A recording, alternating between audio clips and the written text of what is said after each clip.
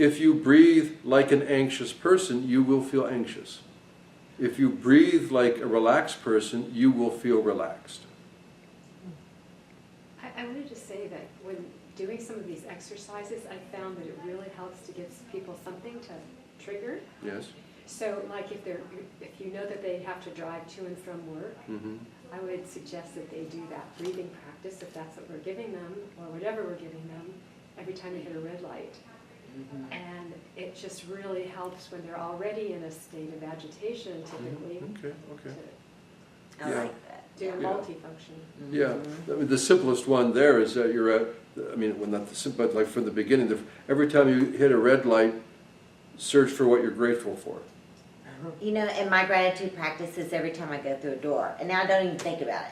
Yeah. I go any door. Yeah. So this is associated conditioning. Yeah, exactly. Okay. That's so good. So, like from the heart variability studies, what's called coherent breathing, that if you want to optimize the sympathetic parasympathetics,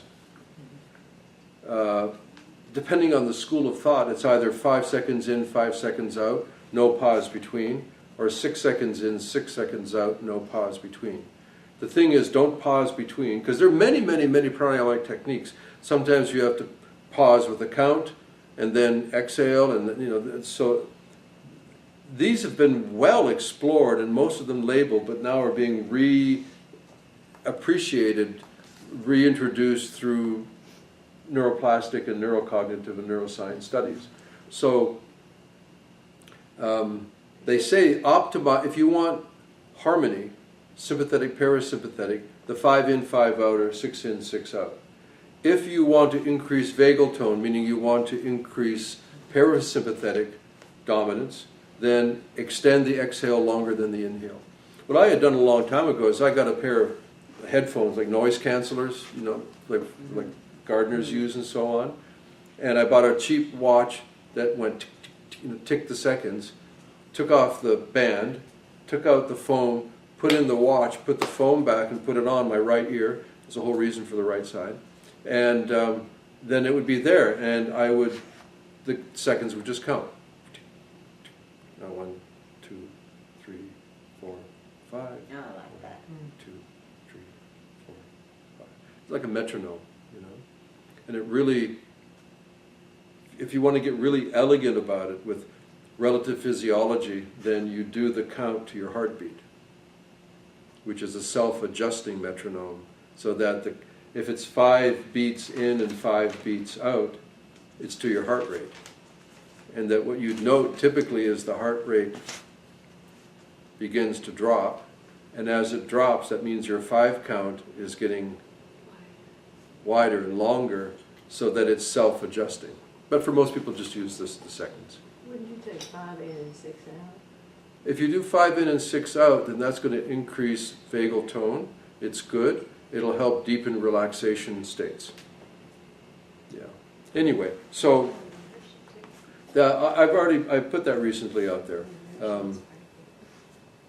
Okay, the last one's smile. This is absolutely one of my favorites. Originally, my experience, and I said in the article, if you want a full book on this, going into Taoism, Mantak Chia has a book on what's called the inner smile technique. It's a lot more than anybody needs, but it's a very good explanation from the Taoist point of view. And the inner smile. Basically, you start off with just a little smile on your lips, even if it's genuine or not, smile. And you'll notice that there's a feeling. Then you use that feeling, typically you go to your forehead. So you smile in your forehead. It's not an action, it's a feeling. So don't have to lift your eyebrows or something. Just get the feeling, get the reference by smiling with your lips and your mouth. And you'll notice that there's a local sensation, but there's also a global feeling. Now, smile in your forehead. You really start to feel good fast, Okay, now smile in your throat. So there are 2 ways of doing this. It's called the inner smile technique. is you can go methodically, site by site, organ by organ. If you've got time, it is like blissful, relieving energy, moving around, yummy, yummy, yummies. And for most of us being sleep deprived and energy deficient, don't be surprised if you fall asleep. Because no, that's me, forget it. It'll conjure you into such a deep healing state. It's so pleasurable. The other way of using it is to smile where you're having trouble, right? So if you've got like stomach problem or bad ankle or bad neck, smile into the area that is obviously asking for your attention, right? So it's like a child or my dogs, they're just asking for attention. Just direct your attention there with a smile. I love that. It is so effective. It's like, who would ever think something like that could be effective? That's mental. That's a mental There's typically so much reinforcement negatively with the problem when you're experiencing it. Oh, my back, oh, my back, oh, my damn back. Yeah. And that imprinting neuroplastically. That's right. That's right. So you can see how these things start to overlap here and there, everywhere. And you can choose them sequentially or singly or combine them. And the person goes away with things, you can sense whether they're really going to be compliant or not. And if they're not compliant, you can be as wise as an owl, and so what? They're not going to do it anyway. So you can search around. You can give them, hey, you can do this, right? Choose the one that you think you're going to do that's good enough. Yeah. Right? Help them shape it a little bit. And, they go away, Kaya's word, they go away empowered. They not only did they have a good session, they understand themselves better, but now they have something that they can do for themselves. They don't just come to you to get fixed. Okay. The last one written down, and I have another. We're okay. It's 2:30. We're actually doing well. I really, really like this one, and it is done sequentially. This is one of the most scientifically investigated and validated general neuroplastic techniques for reinforcement. It's really beautiful. Okay, you begin by just gently letting go into a relaxed state, no effort at all. Just let go. It just starts there. You got the yawn thing down. Good girl. Relax, let go. It's like, if you don't get past the first step, you're already a winner, right? Okay. Now that you begin to relax, let go. Right now you can do it. Because you don't realize how much you're holding until you start to let it go. It's like, why in the world am I tensing all these muscles? I don't need to. Then, in that relaxed state, no effort, begin to notice and follow your breath. Natural, no special way to breathe, no counting, nothing like that. Just be with your breath. You don't have to breathe, you'll get breathed. Now the next one... That's a good one. Right? And this is really elegant. Typically it's done standing, but if a person is, to a wheelchair, they can still do it. That you, in this relaxed state, feeling your breath, you begin to move your body in a pleasant way. Pleasant. Right? It can be slow or fast, it can be simple or complicated. You can do it just even seated right now. You can do that. Just like do a free-form seated qigong. Just follow it. Your body's it knows where to go if you just let the feeling move it.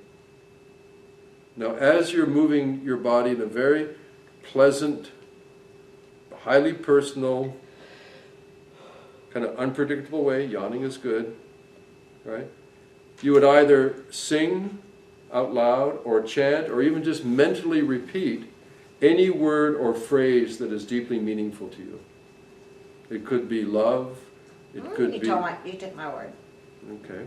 It could be any word, any phrase that is meaningful to you. You know, Kaya, on your bracelet, the 1, 2, 3, right? So whether you sing it out loud or chant it, meaning just to repeat it without song, or just even mentally. Okay. Good. Yawning is good, right? It's totally beautiful for the brain. Do that. And I didn't choose this. This is the result of the research. It was very elegant research. A lot of, it's groups and isolation and measurement and all this. You do it at least 12 minutes a day. If it had been 11 minutes, I would have been thrilled, but 12 is what they came up with. But you get there at least 12 minutes a day. It could be longer. Less than that is not, the effectiveness drops off dramatically.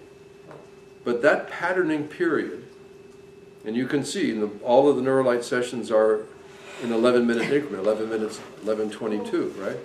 Do it, and during the process, get used to maintaining some clear sense of your neuroplastic goal. Whatever that goal is, whatever it is, that you associate, you know that I am doing this for that, right? You have attention, you maintain... Set your intention. Sorry? You set your intention. Your intention with attention. And that's the neuroplastic technique. The effects clinically are like, no, it can't be that good. Yeah. So where are those written down? Say again? Where are those written down? Well, I've got it written down here, and now they're in the neuroplastic Facebook group, but also I've made this into a document. Anybody as of today who gets a copy of the Monster reference document would get a copy of that. But the truth is, this is all in the Monster document. I'm just doing extractions from it. Even though the Monster document is indexed, it's in categories, and I've laid out the articles, the posts, more or less sequentially. So if you start at number 1, number 2 is logical to follow number 3. So you can read them like a book, or you can look at the index and pick them out. They're in 4 categories, 2 of which are the main categories.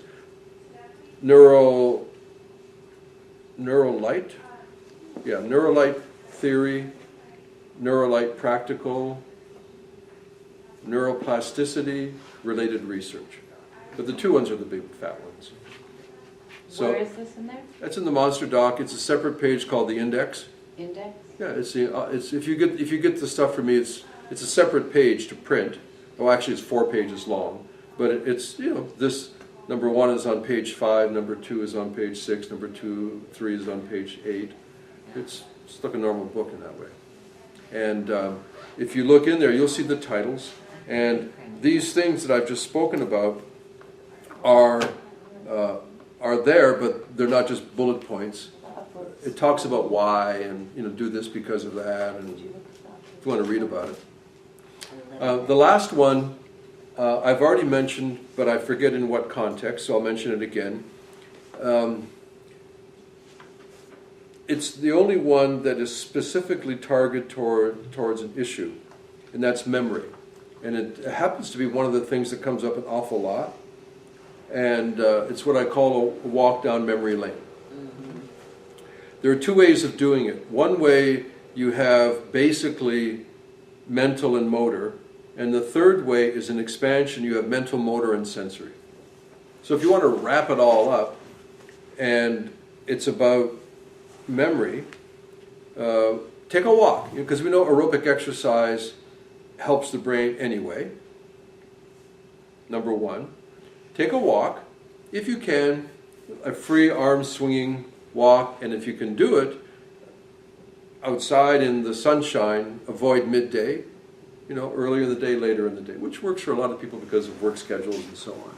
Okay, I'll say the fully elaborate one, and then you'll understand the simple one. As you're going along, engage your senses. Obviously, you'll be seeing, so you see where you go, but listen for sounds. As I say, stop and smell the roses. Right? Engage, touch, maybe not taste, touch, smell, hearing, and sight. So if you go along, you see a rough surface, touch the rough concrete, and remember rough concrete. Keep walking, and you come up and there's a pine tree. Go over, break a few needles, smell the pine sap, the scent of pine. Do that so you have at least 7 things that you pay attention to. Now you can do that just going along with your sight. You don't have to include the other senses. This is for the simpler form. But if you include the senses, it's actually a deeper process to reinforce memory in neuroplasticity. You catalog at least 7, right?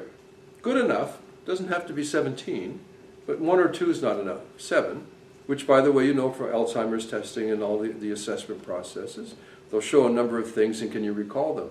So as you're going along, mentally catalog them. When you get back home, write them down. An hour later, can you still write them down?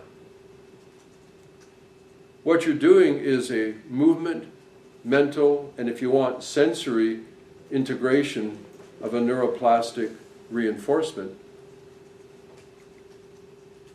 Because for general health, it's recommended that if nothing else, you take a walk 4 or 5 times a week for a half an hour or so. So, you don't have to convince a person that this is not good for them. Right from the basic. Now, include sensory exploration and memory recall. Wow, I got to tell you, the upregulation is so impressive and so fast. In under a week, not only is memory improving, attentional states, focus, of course, recall, short-term, integrating more long-term. You said sensory integration and... Sensory exploration. It's an integration of motor, movement, and sensory. So you're integrating the 3 avenues into one process. Because oftentimes it'll be just 1 or 2, but this has all 3. If you stop to smell the roses, if you feel the bark on the tree, I don't know, if you bite a leaf and you want to taste it, if you want to go that far. And you listen, the sound of the traffic in the distance. Or you can just do visual. Like I do the visual a lot. As I go along, I'll see, the mossy post, the big green cat, and that's what I do because I take a walk, an exercise walk when I'm home most days. It's a half an hour loop up the mountain to the temple and then back down again. It's a half an hour, and so you're already doing it. Yeah. Do the attention with recall, and if you want to take it a step further, integrate the senses so that you're feeling, hearing, seeing, smelling, touching, tasting, and catalog it to short-term memory, come back home, write it down. Some people are really concerned about their memory. And if they are, this kind of technique is a big deal. Of course, energy-depleted people, tired people have, poor memory, not because they're losing the capacity, but typically they don't have attention. And it's not like they forgot it. They never experienced it in the first place. I explained that in terms of anxiety, people that are introverts, that are socially anxious, typically have a hard time remembering people's names. Because in the experience of meeting each other or being introduced, they're anxious. Oh, yeah. So in the anxiety, their attention is diverted from the introduction because they feel anxious. And then when they try to recall the person's name, they say, I forgot it. Actually, you're not forgetting it. You never got it to begin with. Right? You shifted it into an anxiety state. So that's why if you work with anticipatory anxiety, frequently for introverted people, their memory improves because actually they're not so anxious in the social circumstance anymore. Some people are like that with phobia, like test phobia. It's the pre-exists so many kids with on the attention deficit disorder spectrum is the anticipatory anxiety. Well, it And builds in, reinforced, yeah.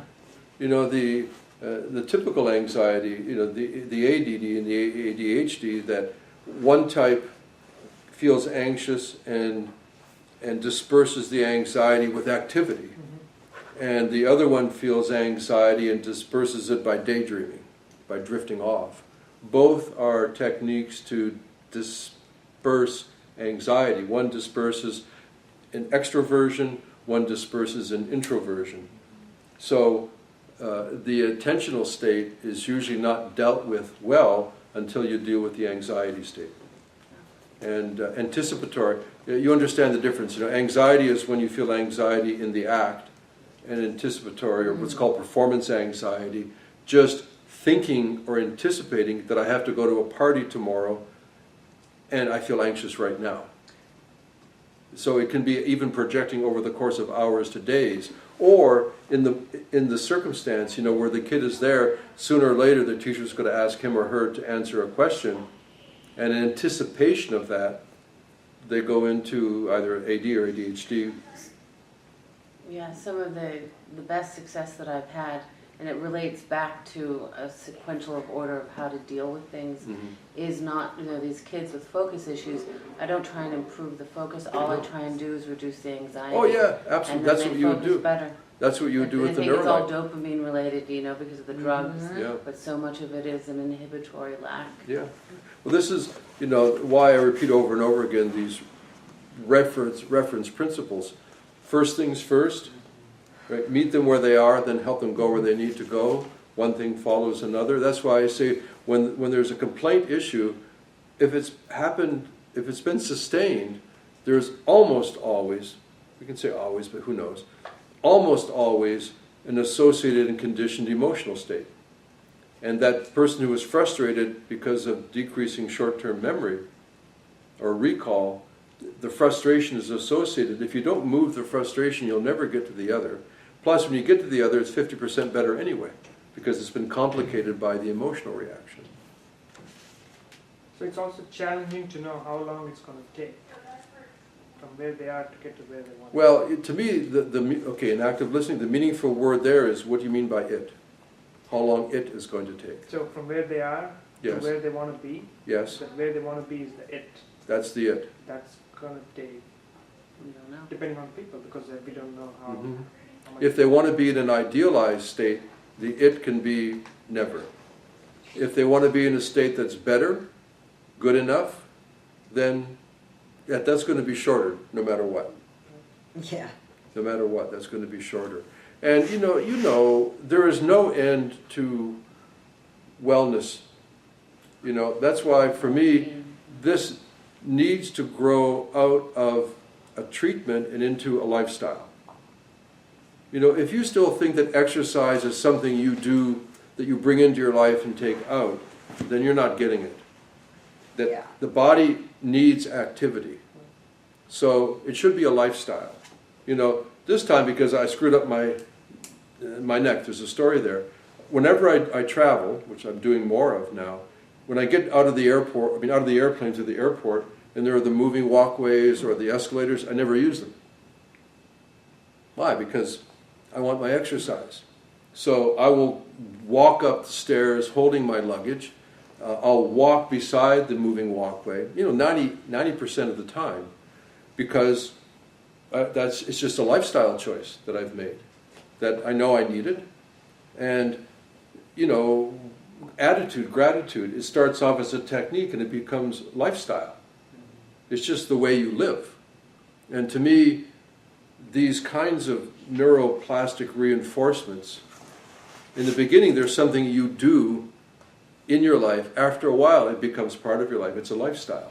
So to me, total brain wellness really needs to evolve into a lifestyle appreciation, just like heart health is a kind of a lifestyle appreciation. Exercise, good diet, good attitude, stress, all these things, And I think part of the great service we can offer is to offer them experiences that just, like you going through your doorway. It may not be that, but it's just kind of the way you live. It's wellness as a lifestyle. Okay. All right, let's pause, take 5 minutes, and back to your job. There you go.